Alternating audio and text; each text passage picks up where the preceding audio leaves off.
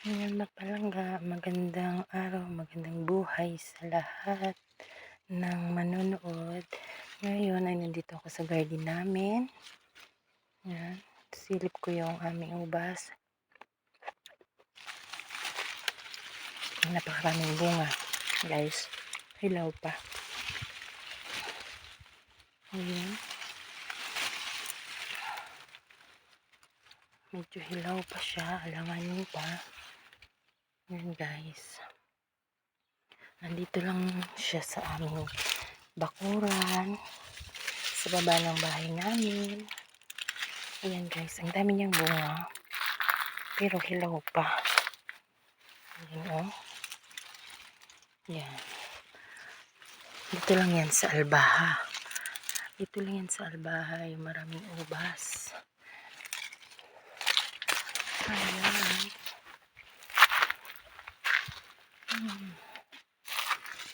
Ayan o.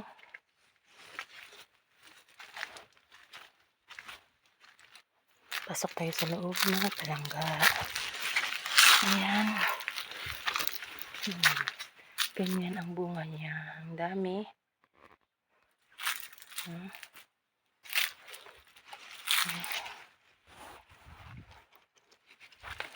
Hindi pa siya napipitasan kasi hilaw pa siya. Hilaw pa. Ayun. Yun. Yan. Yun lang yung kanyang puno, mga palangga.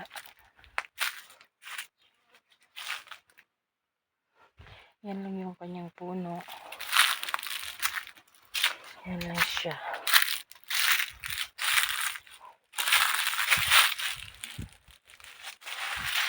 Ganyan siya kalawak.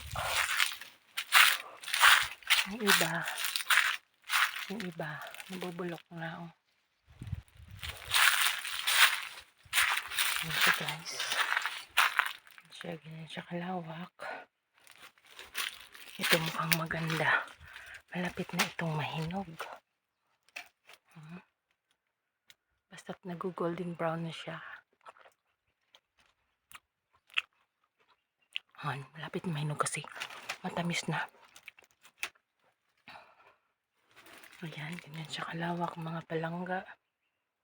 Part ito ng Saudi yung lugar na ito.